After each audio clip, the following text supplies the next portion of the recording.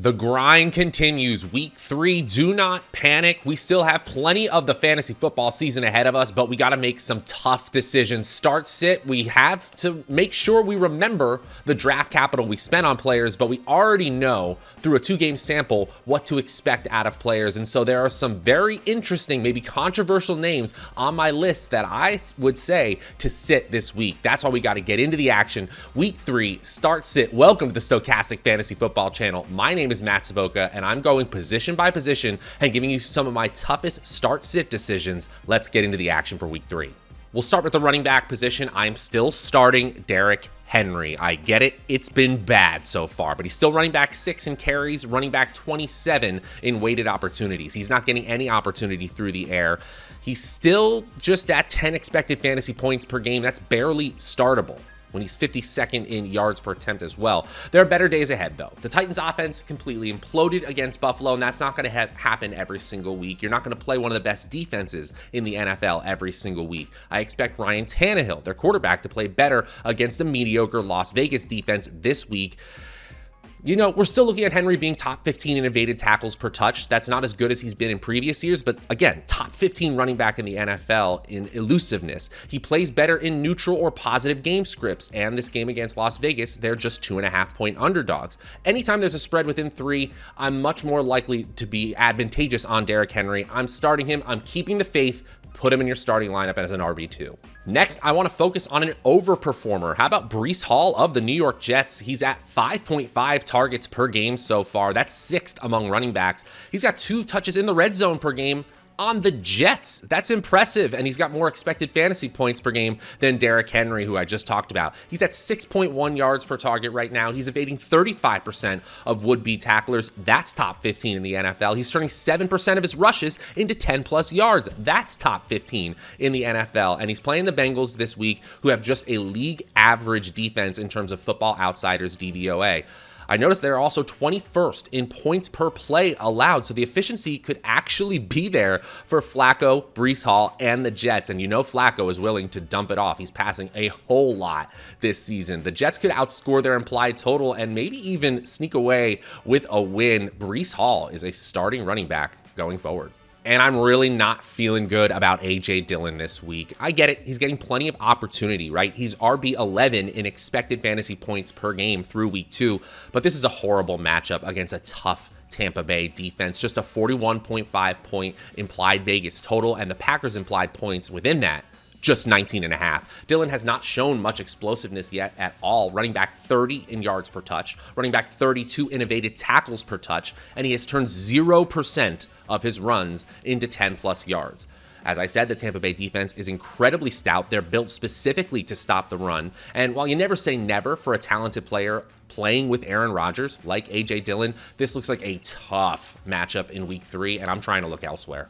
Heading over to the wide receiver position, I'm starting the Jets' Garrett Wilson. 2 Jets already in the start category for me, and he's got a healthy 22% target share. That's just outside the top 30 wide receivers. That's fine, but he's doing that while playing just 54% of team snaps and participating on just 2/3 of the team routes, meaning that when he's in the game, he is constantly getting targeted.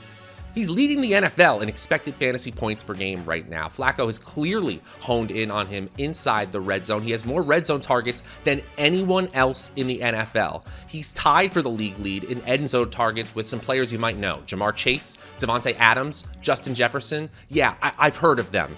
The Jets are never going to be favored. They're always going to be playing from behind, which means pass-heavy game scripts are likely every single week, and that's actually helpful for Garrett Wilson going forward. Yes, I realize there's natural variance in the wide receiver position, so sometimes the scoring will dip, especially when the opportunity isn't there all over the field, but this player has all the makings of an every week starter. I'm getting out ahead of him and starting him against the Cincinnati Bengals. Next, I'm starting Terry McLaurin against the Philadelphia Eagles. They're nearly touchdown underdogs, but I believe the fantasy points will come for T-Mac this season. Yeah, Curtis Samuel looks a lot better than we expected, and Jahan Deshaun Dotson has scored more than we expected, especially in the touchdown category this year. But if you look at weighted opportunity, which combines target share and air yard share, this is still a 1A, 1B situation in Washington, with Terry McLaurin getting just the same amount of weighted opportunity as Curtis Samuel. They're neck and neck. On a per target basis as well, McLaurin's opportunities are way more valuable. His average depth of target is over 15 yards right now, and he's still inside the top 24 wide receivers in expected fantasy points per game. We've already talked in previous videos about how Washington and Carson Wentz looks more competent than expected, which means the TD upside on a per drive basis is actually higher for McLaurin than we thought going into the year. And while they are underdogs by nearly a touchdown this week, against a tough Eagles defense, I still think the opportunity value is there for McLaurin. They're going to be forced to pass, and I think eventually enough volume goes to McLaurin this week that you can start him with confidence. And I'm sad to say that I'm sitting Adam Thielen. We just can't trust this guy right now, guys. Just 5.5 targets per game. That's very mediocre. Barely getting 20% of team air yards, so he's not getting a lot of downfield attempts.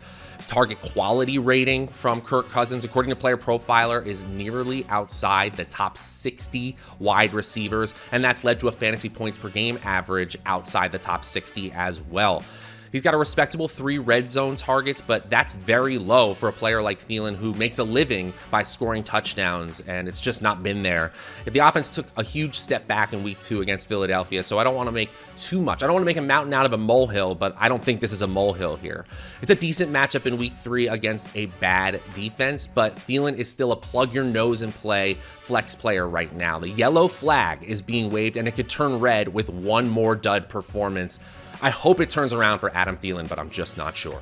Hey guys, just want to tell you about this amazing offer we have from our friends over at Underdog Fantasy. Are some of your best ball teams from this summer already cooked? Are some of your fantasy teams already dealing with a ton of injuries? Well, head on over to Underdog Fantasy and get into the Best Ball Resurrection Contest. Starts in week 6, run through week 17, and just a $10 entry, it has $500K in total prizes, including $100K to first place. And we got a promo code for you today. Promo code Stokastic, Stokastic, gets you a first match deposit bonus up to $100. They've got tons of contests over there, including MLB, NBA, PGA, and NHL. So get in on the action and use promo code Stokastic.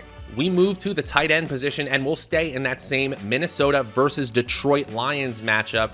I'm still trusting TJ Hockenson. He's tight end 5 in route participation rate. He's tight end 8 in total targets, tight end 9 in total air yards, and somehow tight end 20 in fantasy points per game. There's an incongruency there. I think he will regress positively back to that mean based on his opportunity value. This thing will turn around. He's got double-digit expected fantasy points per game. You can barely say that about Derrick Henry this year. And he's caught just 4 out of 5 targets. That's going to improve as well. He's dealt with some drops. Sometimes those concentration drops happen. They're mostly random. He's got 2 already. And Detroit, as an offense overall, they're outpacing expectations. He'll eventually score those touchdowns he hasn't had right now. Based on the last performance, no one should be scared of the Minnesota defense. I mean, Philly absolutely took it to them. Not saying Detroit is going to do the same thing, but I think the Detroit offense, once again, should put up some points here, and especially Hockenson, who hasn't produced so far, should turn it around against Minnesota.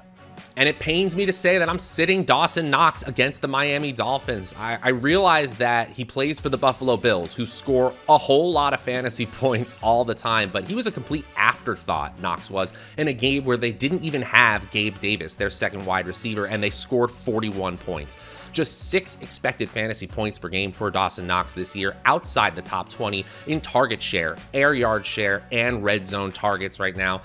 The team scores a ton, but you still need volume in fantasy football. This is why I always like Knox better as a best ball play, because you don't know when these touchdowns are coming, and you can't start him when he doesn't score. He's just not a week-to-week starter in fantasy football. And by the way, the Miami defense looks stronger than we expect. I realize Lamar Jackson went off on them, but they eventually won that game, held them tight in the second half, and I think this should be a very interesting matchup. I don't want any part of Dawson Knox in my starting lineup, though. And finally, at the quarterback position, I will start Joe Flacco, a third New York Jets player in the starter category, and it's because Flacco will not stop throwing. He's number 1 in pass attempts, number 1 in red zone attempts, number 1 in team pass plays per game. And he can't really stop throwing because on average, the team is down 8.1 points on any given play within a game. He's QB 10 in fantasy points per game and even a little bit higher in expected fantasy points per game. And I realize, yes, he's still Joe Flacco. His 6.0 yards per attempt is 30th in the NFL, but he's top 15 in true completion percentage. That means he's accurate. And he's top 10 in true passer rating, which means he's fairly efficient. He's turning rookie Garrett Wilson into an every week fantasy starter. He's getting Corey Davis the ball for long touchdowns, finding Braxton Berrios. I guess he's elite, question mark. I'm starting Joe Flacco against the Bengals. Eventually they'll move to Zach Wilson, but it's not going to be easy. Flacco's actually playing pretty well. And finally, this really hurts and honestly scares me. I'm sitting Tom Brady this week if I can muster it. The Green Bay-Tampa Bay matchup looks like a super low scoring game. Not to say that both offenses aren't capable, but that's not what Vegas is expecting right now. They're expecting a defensive slog, a sludge fest, if you will. The third lowest total on the slate right now, and Brady and the Bucs especially, they've got issues. No Evans this week, he's suspended. Likely no Chris Godwin, likely no Julio Jones. They signed Cole Beasley off the street for reinforcements. That's never a good sign. And by the way, their offensive line has been crumbling since August. This is still Tom Brady we're talking about. We know he can turn it around. And the team itself, they're 2-0. They're marching towards the playoffs as usual, but we're looking for fantasy points here, and they're just not there. We know what they're capable of offensively at full strength. But right now, against a Packers defense that looked to turn a corner in week 2 against the Bears, this is really tough, and I'm trying to stay away. You can't feel comfortable starting Tom Brady against the Packers in week 3. I'm trying my best to sit him. Plug your nose and play him if you have to, but I just don't think he's a starter this week. And that's going to do it, guys. My start-sit players for week 3 in fantasy football. We got you covered with all the action over here on the Stokastic Fantasy Football channel.